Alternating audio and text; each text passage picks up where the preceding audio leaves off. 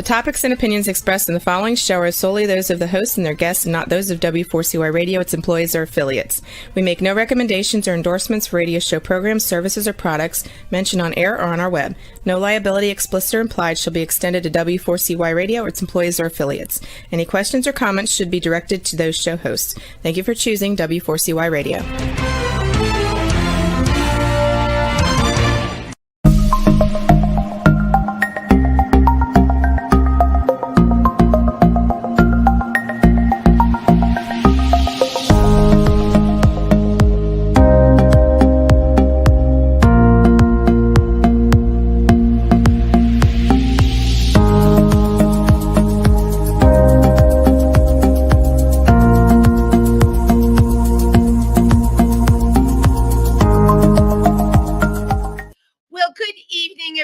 And welcome to Triversity Talk.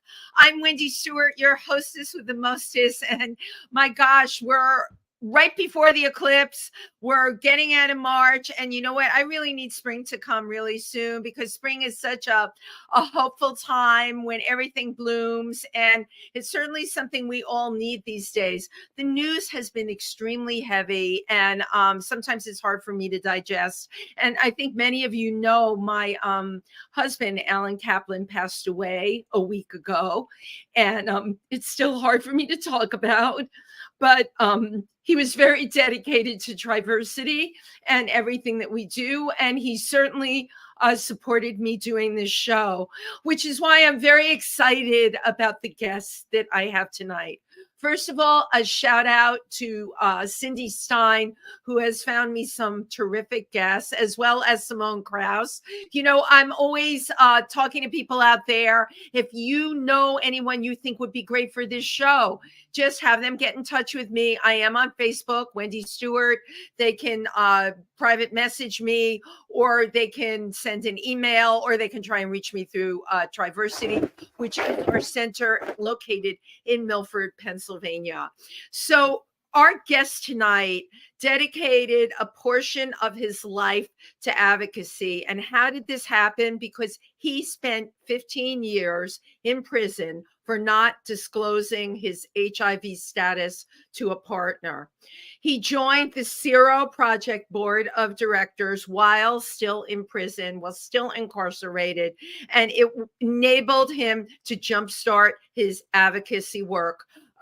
For those of you that don't know, the SERO Project works against the fact that someone can go to jail for not disclosing their HIV status. And that could be, a partner could just point a finger at someone and say, hey, they didn't tell me, and a person can end up in jail. So I love our guest tonight. I'm so happy he said yes. Please welcome Kerry Thomas, the SERO Project's Community Decriminalization Strategist. Thank you, Kerry, for being here. Of course, Wendy. And first of all, my condolences from Cindy, from all SERO Project, about your loss. And I appreciate you, the resilience, and to keep pushing through. But definitely want to acknowledge your loss. We both stood, we both stood for like what happened in the community. And yeah, that's, as you know, right? You push your way through. I mean, your story, when I heard it, really absolutely blew me away. How did you come to connect with the SERO Project? Sure, that's great. So as you mentioned in your intro, I was sentenced to actually 30 years of incarceration under Idaho 39604, which is Idaho's criminalization statute for non-disclosure of HIV positive status. And so I've been living with HIV since 1988, so pretty much all my adult life. And so my connection with SERO Project, after I was sentenced, and then you go through the system, I was placed in a general population at a private prison in Idaho at the time. Because not to mention I'm from Boise, Idaho, and so and shortly after I brought you back home, Exactly, no doubt. So as you mentioned, so I got a lot was going on, and you're trying to. Prison's a very heavy environment, and heavy might kind of be an understatement a little bit. And there's a lot of things that went into it for myself. And the Idaho system is the only system that I've been involved with, so I can't speak for other parts of the country. So, Kerry, that when you doesn't. say you were put in with general population, could that Yeah, be you like bet. murderers, rapists, and the like? All the above. I mean, general population So, is just the where a lot of times in the facility I went to, or where people were sent to who had a long, generally longer sentences. And so just when I was starting to navigate and not necessarily get comfortable, get kind of acclimated to the environment and the reality that I could be there for 30 years, I was contacted through a friend of a guy I'd never heard of before, Sean Strub. oh yeah. And so, yeah, And and who so he you was were coming. also, I may add, besides being a Exactly.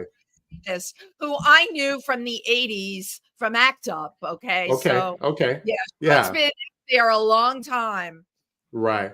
And one thing about criminalization, this is true across the board, is that the media attention or the negative media attention that comes with those cases is really heavy. It was a strain on my parents, my son at the time, who was around 12 or 13 years old, and also even some at some levels, like in my case, again, I'm not speaking for the whole country. I can just speak to my experience.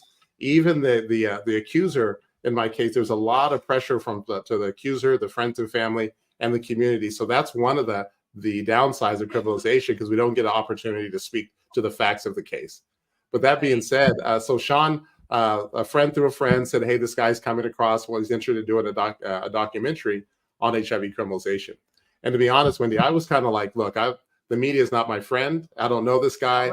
And but then I understood that he was coming across the country, and he arranged to come into the facility. And so I agreed to meet with him, mainly because I was impressed with that he was so diligent, number one. And number two, no, total clean yeah, act and a major. I mean, Sean is just a major in so many ways. exactly. Something like this, he would just take it like a pit bull and run with it. And he did to the extreme. And so I clearly remember this, and I shared this with Sean, that because I have to have an escort down to the room where we were going to meet Sean. And he was just in there with him by himself. And I'm walking down there, and I told the officer or my escort, "Look, give me like about 20 minutes, half hour, and tell him and say you got to take me back." Yeah, I just wanted to be polite. Yeah, you bet. But 8 hours later, I knew that I wanted to do something as far as become an advocate. I didn't know what it was going to look like at the time, but I knew for sure after that 8 hour conversation that I wanted to do something. And so me and Sean, since then, I call him my mentor. He's really guided me through the process. And one thing I think I want to be clear to people is that when we have the conversation, it wasn't like, "Hey, Sean, help me get released from prison." That was never in our wildest as our hope, but wasn't something that we were leaning on. My participation, wanted to become an advocate, was simply because I didn't want other folks to have to go through what I'm going through. And anything I can add to that conversation as far as a personal experience, I was willing to contribute.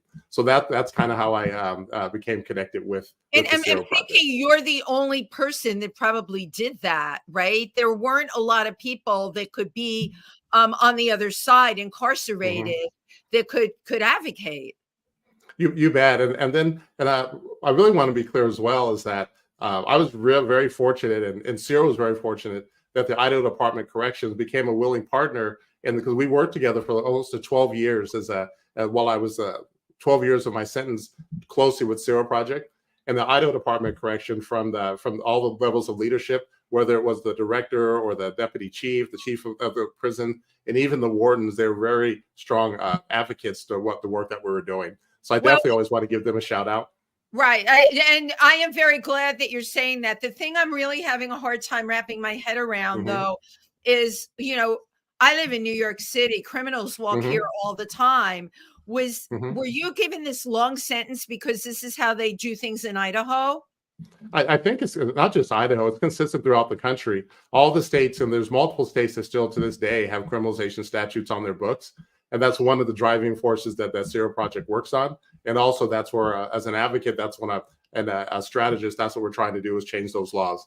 But yeah, you're right. I mean, there's a conversation about whether or not the length of sentence is worth the level of risk that's involved.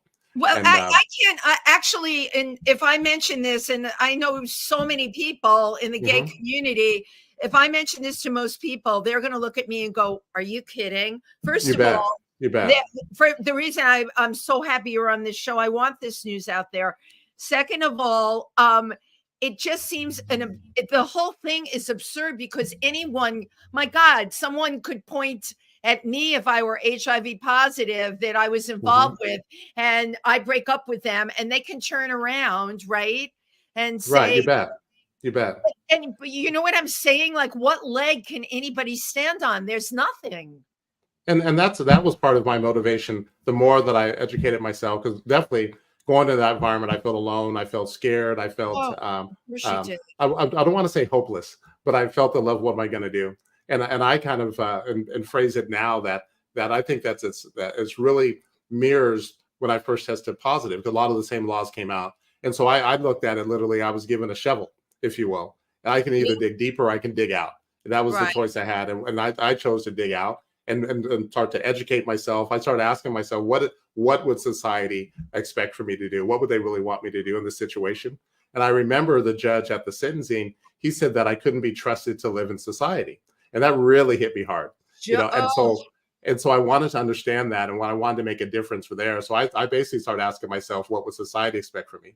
And one of those things, the list of things I have, they definitely want me to take full accountability. Whether or not I think that put the statute aside for a moment, but I had to take a responsibility for my own self. Okay, but you took the responsibility, but here's where it's very confusing to me. I don't know the law. I'm not a lawyer, but you've got people appealing or taking plea bargains and getting off on murder cases. You bet. But yet they gave you 15 years. I mean, is there no prioritization, or does it have to do with how good your lawyer is? I'm assuming you had a lawyer. I did. I had a public defender, and that's a challenge. And actually, and part of the story is I was actually sentenced to 30 years, and I was able to originally, right. And then through what's Idaho's called the commutation process, I was able to petition the parole board, the parole commission, to take another look at my sentence, and I'm thankful that they did, and they modified my sentence, and that's why I was released after 15 years. After 15 years to me is still a really long time. It's a very long time. You're not committing a crime. There's no crime, and you know, we're talking here, and we have, of course, listeners, people that follow this show. We're nationwide, but to me, everything you're talking about, this needs to be bigger and out there more. I mean, I don't know, billboards or whatever. Like, did you know that this can happen to you? The fact that this can happen, and it makes me think, I have to wonder, in prisons all over the country, are there other people like you, Kerry, just sitting in there? I'm glad you bring that up, Wendy. You're bad. There's folks across the country that are from 1 year up to some gentleman in Washington State who's serving over 100 years.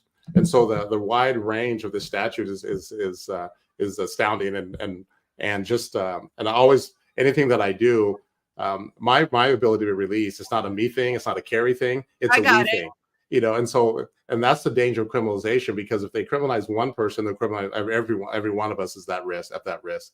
And so if you roll the tape back a little bit, it's interesting, because the part of these laws were enacted because to get the Ryan White funding in the 80s, Congress put the stipulation on there, the states had to have a criminalization statute on their books. And what's interesting is that connected to Ryan White. Yeah. My God. Right, for the funding. I didn't even realize. Of course, I remember Ryan White, but in order to get funding, they went and they put this. Right, but here's what's interesting: as the federal government has removed that stipulation, the states haven't gone back and modernized their statutes, and that's the work that we do at SEROs, is starting to have that conversation with the states to have those that in the 80s is not the same as now. You know, that we're far more along, and it's interesting because I tested positive in 1988, right in the heat of the epidemic. Yeah, that and was some of the things. Yeah, and some of the fear and concerns and the angst and all the things that were going on back then, I can understand where the statutes came from. But what I'm asking folks to realize is that as my personal life, if I've changed, as I've evolved, so should the statute. And so let's modernize this. As the states need to take a step back and say, yeah, we recognize in the 80s it was a different time. Not justifying whether or not the law, any kind of discrimination that goes in fact, but I can in my head, I can see how that would make how we get to that end. But the next page of that is, okay, now in 2000, that where we're at living out now, things have changed. Yeah, And let's so, change it. I advocate, or that I strongly believe that those statutes should be looked at a second time. Harry, you would make a terrific lawyer. I think you should apply to law school.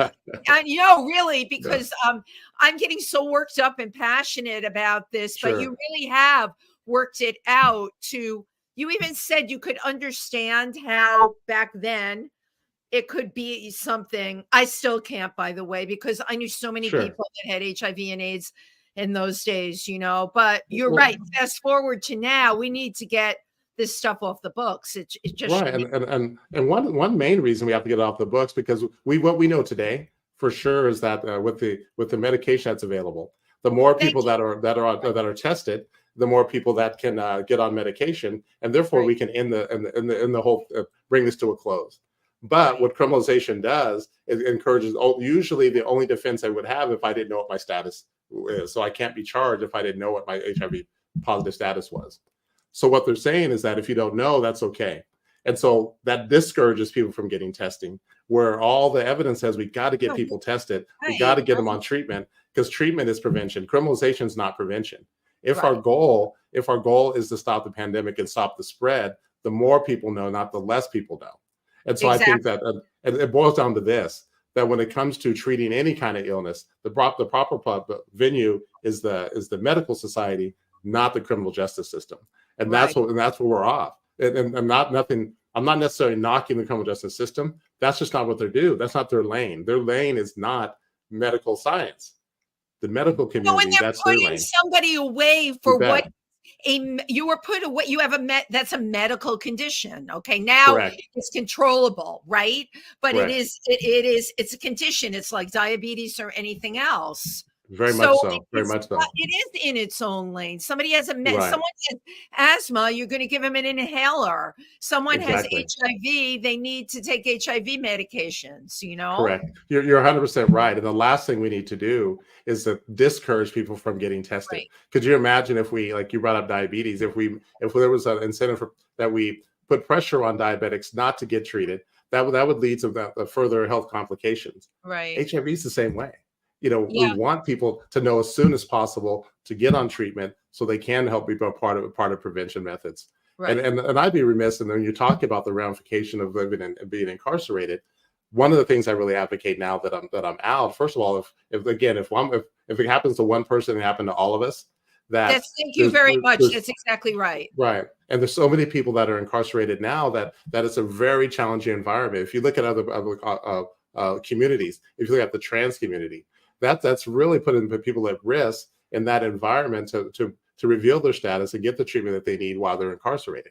I mean, the ripple effect of these type of statutes are far beyond simply the community. It affects inside the facilities as well. Right. Well, you brought up the trans community. I mean, without a doubt, they are definitely being targeted right now. And very much so. Everything that you're saying about incarceration, and then you can apply it to the trans community and what would happen to people like that when they are put behind bars. It's really, this is such an inhumane action that's happening on many levels. And, I have yet to hear one politician, even on the Democratic side, really come out and put this as a platform and address this. Well, the one thing that the platform for the President Biden's reelection and for his budget, he has set aside funds specifically for criminalization this time around. And so, of course, it's zero. So we're very excited about that, and that's what's interesting across the board, across the country. The HIV community, we want to work with governments, we want to work with legislatures that'll help us to bring the truth to these statutes. We're not trying to get away with anything. We're just trying to live our lives. We're trying to. I often say that because I've been very fortunate in a lot of ways, and health-wise, that my health has maintained a great level of stability. Yes, and so you are very fortunate. But I would argue that my greatest side effect of being positive has been the criminal justice system, and I'm very adamant about that because it wears on not just myself, but the community, the broader community. That brings along a lot of stress. It brings a lot of complication in relationships. And we got to create an environment where folks feel comfortable and safe, a safe space for people to disclose their status. Right. Criminalization is the opposite of that. No, and so it's right. another, as the medications are improving and extending our life, but then they have these statutes that put that area in our life to live a normal, healthy life at Right. jeopardy. That's But just you know, another you reason said why it this in is the beginning, scary. it's two different lanes. Okay. It's the Yes. medical part of it, and then it's what they deem as illegal, and the two just don't go together. This is a whole separate thing, and it shouldn't exist. And while we're talking, it's making me think, the only way to stop it, people like you and people that are going to put bills forth to end this. But on the other side of the coin, we're having this discussion, and I have to think out there in what I call Billy Bob land. There's somebody that is just totally using this, right? This is the perfect weapon for them, And that's interesting. I'm glad you bring that up, because in as your words, like in Billy Bob land, is, I think that when you look at it, we all want the same things. We want to spend time with our family and loved ones. We want to, if we have them, we want to raise our kids. We want to see our grandkids. Those are the things that are core values. But we get so polarized and pushed apart from that. And I think that and Cindy through SERO and all the folks there, they give me a hard time, because I say anything can be resolved over a cup of coffee and a donut.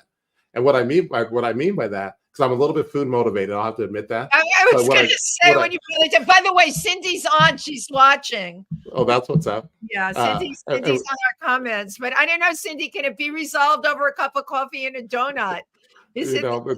That we can just start having the conversation like you're doing now. You do a great job of sitting down with folks and just having that one-on-one conversation. Because I truly believe, and maybe I'm just being an optimist, but I've yet to, this is inside the facility and outside the facility since the short time I've been out, is that I've yet to come across someone that when we're just talking one-on-one about the realities of living with HIV, and then also with the realities of criminalization, that makes us take a step back. And that's what I think, and that's what I love about your show, as you encourage people to think. Not necessarily your agenda or your guest agenda, just to have an honest conversation. And I think I want to give you props for that. All I want to do, I want to bring it down to the level of people and the folk. Like I live in New York, and I work with so many LGBTQ organizations. I know so many people involved. I'm telling you, I could talk to 100 people tonight that would be, you can go to jail for not disclosing that you're HIV positive. You bet. That's a problem. We all need to be aware that that's out there, and then people need to work on changing it. So when did you get out from jail? When did you get out? Yeah, just barely. Thanks for asking that. That was a amazing day. So I got out a little over 6 months ago. It was September 11th. My God, just recently putting about your 6 months life ago. together. And it's and I think what I want, and that doesn't have to, everyone's life's gonna look a little different. But my biggest hope, because I had so much support from the folks at SERO Project, from Cindy, from Sean, and I can't remember, it was probably like a year or so after I started was on their board.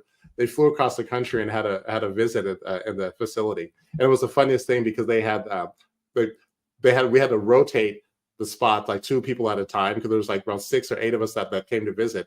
And so we had to constantly rotate. So every couple hours we'd have another. And that was, for me, that was going back to my housing unit. That was I was exhausted, but man, that was such encouragement to know that I'm supported. And because that's something that I felt early on in my diagnosis, that I didn't have that support. Of course. And so I'm just coming back. Last week was AIDS Watch in DC. And so for me, that was such a powerful experience, because that was the first time I was in a room of over 400 people that look like me, that talk like me, that had ambitions like me, that had families like me, that had disappointments, that had struggles in their life just like me. And the HIV was not living with HIV was not the issue. It was how we live our lives day to day. And for me, that's the message I want folks to understand, is that that's only living with HIV, like living with diabetes, only one smart part of our story. Our story is not our illness. Our life is our illness. The thing that our ambitions in life are our illness. And that's why I think when we have that conversation with folks, that's when change starts to happen. That's when we start talking to our legislature. That's when we start reaching out and connecting the dots. But you know what? Every person has a right to pursue their dreams. Okay, 100%. Because of an illness, right? HIV, it's unfortunate. You get it. I mean, it spread Correct. through New York like wildfire. I lost 3 telephone books of people. Remember those little phone books Yeah, that's pretty it's powerful. a That's powerful. horrible thing. And the other thing I remember, honestly, it was allowed to spread. That's where the silence equals Yes. death came from ACT UP. Okay. It was Yeah. allowed to spread. But these were, there wasn't one person that was a freaking criminal. These are people Correct. living their lives, What did I grow up with? Every American is entitled to food, clothing, shelter, and an education, and a right to pursue their dreams. Since when does 100%. an illness preclude that? How can you Right. take somebody and incarcerate them over that? It is really, I know it's going on. It's just unfathomable to me. And they have to move quicker to get these statutes off the books. They have to. Right. And I'm glad you mentioned that because when folks talk about the 15 years, that's a long time. And one thing that I definitely was that I was grounded in, and I spent hours and hours of emails between Cindy Stein and myself and phone calls. There were times where we would contact each other, weekly, if not daily. And one thing I really developed, and Cindy helped me to understand that, is the idea of patience. And sometimes people think patience is, and I'm only speaking for myself, that at one time I thought patience meant you had to wait. No, patience is about acceptance. Right. And then keep moving. Patience about living in the moment and doing the things that I could do in that present moment to get to the next moment. Patience wasn't waiting to see if my sentence would change after 15 years. Patience was about doing the work day in and day out and being satisfied with what I accomplished that day. But And I think how did you do that? I mean, first of all of a sudden you go from being free in society to being incarcerated Sure. and in a lengthy sentence. What was your reactions? Let's say like the first couple of years. Were you patient or were you? I would be so angry. I would be explosive. You bet. And the anger for me actually went away fairly quick. And I went quickly. I'm a big believer in the stages of grief. And so you definitely, and one of of grief and loss, one of our greatest losses is that we have in common in facilities is our loss of freedom, Right. And so I was able to connect with folks on that level. And when I started working with SERO, believe it or not, this is going to sound pretty, I think every prison show and every movie, they have somebody working in laundry. So yeah, I had the job in laundry. That's a true statement. And that was like a safe spot because it was just not very many people around. I could wash my own clothes. It was a place to kind of to gather my thoughts. Right. But when I got attached with SERO and I started working and getting a lot of information, I was like, damn, I have to, excuse my language. I was like, damn, I got to get out there and quit isolating. I can't have people like SERO out there doing the heavy lifting for me, and I'm going to hide in the laundry room. And so that's when I started getting out into the facility, and living my true life and defining what my true self was going to be. And through that, I was able to work with a lot of other men that we developed a peer mentor program that we can work with each other to help each other through this process of grief and loss and all things that come with that. And that's when I say that we had a very SERO with IDOC, the Idaho Department of Correction was such a willing partner. And like you said it, Cindy, personally, I mean, her and Sean, once they put their mind to something, it's going to happen. And they definitely took part of that part and really had a partnership with IDOC. And that's one of the things that the folks that are still incarcerated now, that's one of the things that SERO that we're really adamant about is to follow that model, to give people that are incarcerated under the statute the room to breathe and to figure out, how they're going to navigate this, because it is a challenge. Harry, and you came up with this model, this model of mentoring while in prison. Yeah, it was myself and about 4 or 5 other men who had similar sentences, and we just and I don't speak for myself again, is that I just didn't want to live the normal prison way. I wanted to do something different. I wanted a life that could still be fulfilling, whether or not I had to serve 30 years or 30 months. I wanted to have purpose. And the men that I worked with had that same desire. And some of those relationships we still have today. I mean, it's amazing. And the mentor program has spread throughout not just the one facility where we started, throughout all the facilities in the state of Idaho. Again, you got to give credit. Because of you, that's incredibly powerful. Yeah. I mean, what you're sharing here is you put your mind, you were in a really messed up situation and you could have gone down with it, with 15 years, right? And been bitter and angry Sure. and the worst, but instead you absolutely turned it around and made it into positive action while you're incarcerated. That's You really remember you remember a while back. I think her name's Robin Roberts. She was on yeah, of ABC, course, yeah. and she had a cancer diagnosis. And I remember one morning and reading a couple of articles, and I got to always, at risk of plagiarism, I always got to give her the credit for this. But she had a little phrase that she said, "Make your mess your message," and I loved that, and that really resonated with me, because I think that the life, what you're saying, the out of control at that time was a huge mess. I could see that. I mean, it seemed like my family, I had concerns for my family, my son who was young, my wife, how is she going to deal with her husband that's now incarcerated in 30 years, the extended family, not to mention the family of my accuser. All that stuff's on the ball. That's messy. And that's one thing when I started connected with Cindy and Sean and the folks at SERO that I really wanted to highlight. Even now, since my release, I want to make that mess my message. I want folks to give folks that we can do things. And I think that it's not about my past and how difficult that was. It's about the goals that we have going forward and what we're going to do to have the statutes change. And that takes everyone in the community, takes folks like yourself. Again, I can't give you enough appreciation for giving me and SERO this opportunity. And it takes all of us to have that conversation with your neighbor, to have that conversation with your congressman, and to have and the pressure them to say that, just take another look. Let's everyone just take a deep breath, exhale, and let's take another look at these statutes. And that way we can move on now that you're and I still have questions to ask you, of course, about your family relationships, but I'm just going to jump to something that's been on my mind. Now that you're out, are you getting I'm going to go very commercial on you, Kerry. You should have speaking engagements. Are there speaking engagements set up? No, I think, and again, I'll keep referring back to SERO Project. We're taking things very slow. And definitely, as long as it's a positive a show with a lot of reputation like yourself, I love what SERO's doing. It's a conversation worth having. You bet. Right. I think going forward, this is, something that needs to be said. I mean, we're having New York City Pride. It's huge, New York City Pride. That's what I understand. Right? That's what I understand. And they book speakers for that. And I'm so glad we met on this show, because you can always recommend somebody. And you're like the perfect person because of the experience that you had, but also getting this word out. People need to realize that this has to change. It's completely unacceptable, because in your case, I mean, you took, what do they say? You make lemonade out of lemons, and you did that. You bet. Your mother and father, what was it like for them?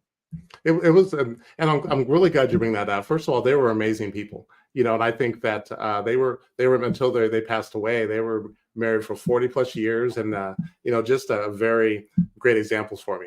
But it broke their heart. I mean, to see their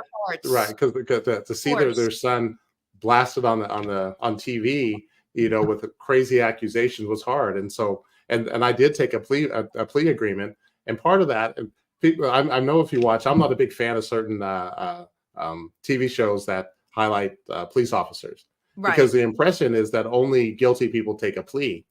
Circumstances change that.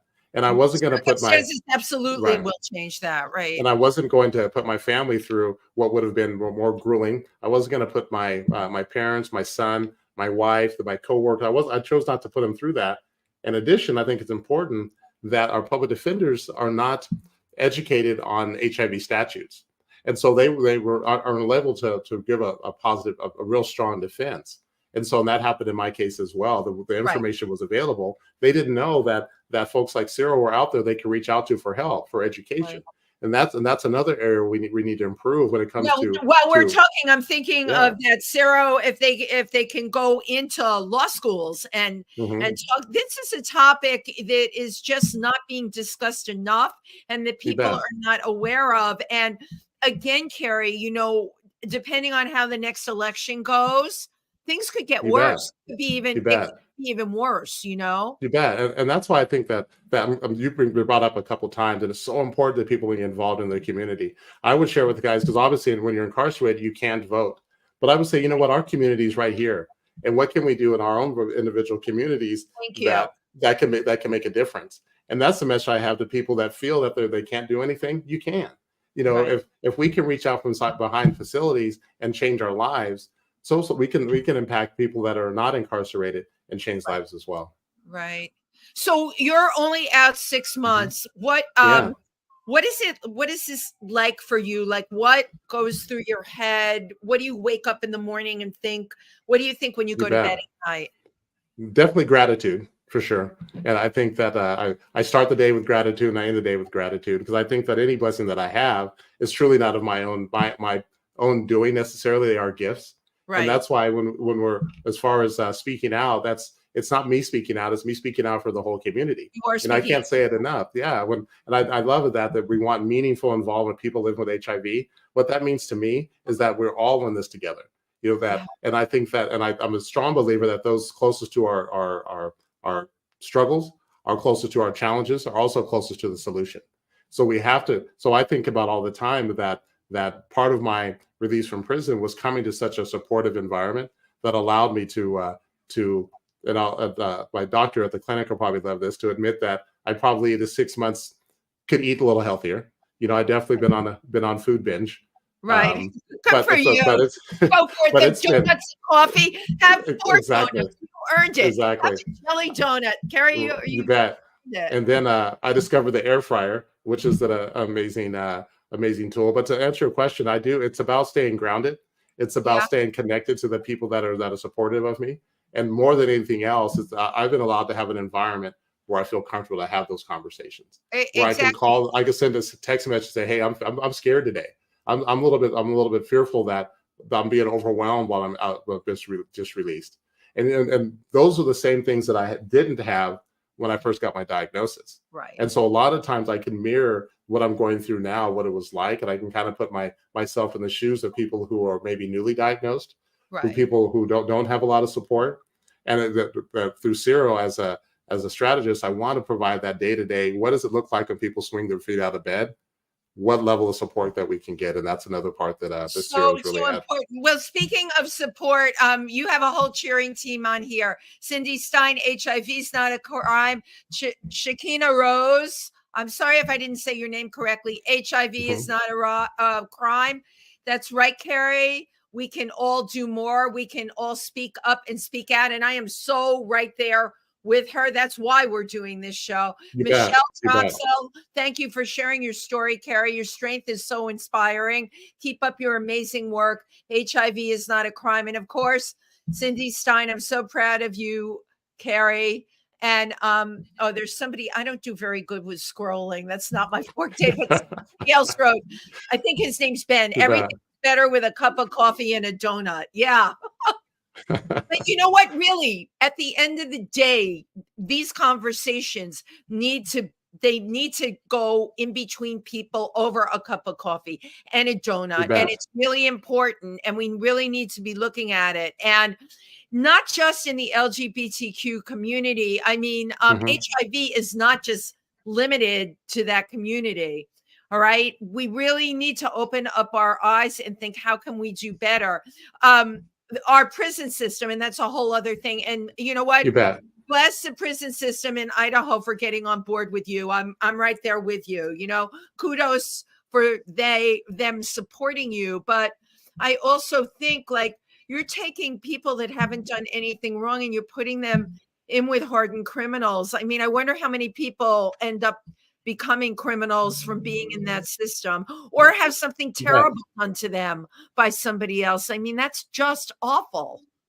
And I'm glad, again, like that, you're bringing it, you're hitting all the key points. You're making this really and these are the things that wake me up at 2:00 in the morning. Okay. Yeah, you bet. And that's one of the things I'm so concerned about. And I'm gonna give the trans community example, because the way they are in the prison system, and if someone who happens to be HIV positive, then they could actually be charged even though they're a victim. Because if they fight back, you know, and defend themselves, and there's a perceived transmission of body fluid, especially blood, and the Idaho says they could actually still be charged. And so again, that discourages people to get tested at the most vulnerable part of their lives. That we're taking people and putting them at risk of not getting the help they need at a time they need it most. And No, then maybe exactly. that's just a conversation. And that was one of the reasons that I wanted to get involved in the mentor program, was to give people an opportunity to have the discussion. And then I'm not at liberty to share all the discussions that I had, but No, no, of course. it was able to have people have to sit down, or they walk on the ball field and have those challenging conversations about their lives and what they're going to do. And a lot of that was what came down to HIV, what the risks are for HIV, and because there's not a lot of education, and it's interesting. And I always find it fascinating for a statute that demands disclosure. It's a topic that we don't want to talk about. And so, and to You're me, absolutely spot on, right? Right. From every level, we don't want to have the conversation. It's difficult to have the Congress take another look at the state level because they don't want to have a conversation. But Right. you're willing to send someone to a correctional facility for multiple years for not disclosing, but you won't allow people to come in the room and have the discussion on why this is a dangerous Right. statute. It's a catch That's something that 22. needs to change. You Right, bet. right. You You're bet. 100%. That really needs to change. So how old is your son now? He's 29. So your Yeah. son is 29, and Yeah. you missed a huge part of his growing Right. up. But you know what? You're a grateful person, so you're getting it now, and it's a blessing. 29 is still young. What is his perception on all of this? He's grown just like I have, and he's been able to weather the storm. And if it's possible, I want to give a shout out to my son Nigel, and also my daughter-in-law Ro, Yes. because I'll tell you what, they for Thanksgiving I had the opportunity to I was allowed to go visit them. They live in Texas, and they have 4 kids, so I have 4 grandkids. Oh And my so I God, was able God to. bless I you. was. That It all was. It happened was. while you were incarcerated. Exactly. And so I was able to visit with the grandkids. And I tell you what, I've always heard what folks say, they go to vacation and they need a vacation from the vacation, in a good way. Those kids just, wore me out, but They in wore in a they wore great you way. out. Yeah. But you know what? Yeah. What a blessing. When you Yeah. No think about doubt. it, so much has got to do with your attitude. You're incarcerated for 15 years. Your son grew up. You have 4 grandkids. You're going to be grandpa no matter what. You've got Right. those 4 Sure. grandkids. It Sure. really is amazing. I think of people that are incarcerated that come out and have nothing. You All bet. right. And that's the majority. I think that, and that's the reason you talk about what I feel when I wake up in the morning and what Yeah. and at night. That's why that level of gratitude, because I realize this is the exception. And I like to propose that we expand what criminalization is, Yes. because it's not simply Kerry being incarcerated.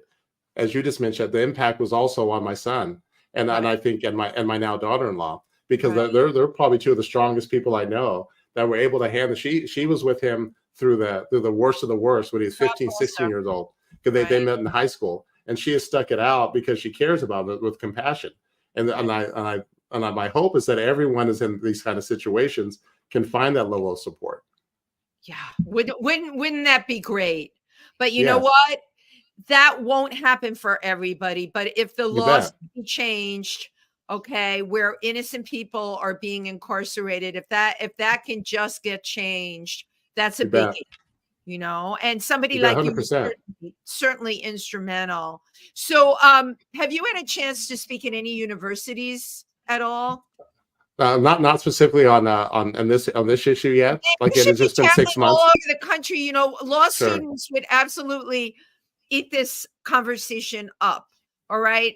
You'd raise awareness. Certainly in universities, people are not thinking that if someone wants to point a finger at them, that they can go to Mhm. jail. They're not thinking Right. of that. Nobody's thinking of that. You brought it to light. It can happen to someone because it happened to you. And you And not I think, only yeah, you took it and you turned it around, Kerry, which is just really amazing to me. You're a special person because of your ability to do that. and I appreciate that. And it's kind of, when you were talking, I almost had like a little flashback, and it Yeah. goes back to the very first conversation I had with Sean, to tell you the truth. Wow.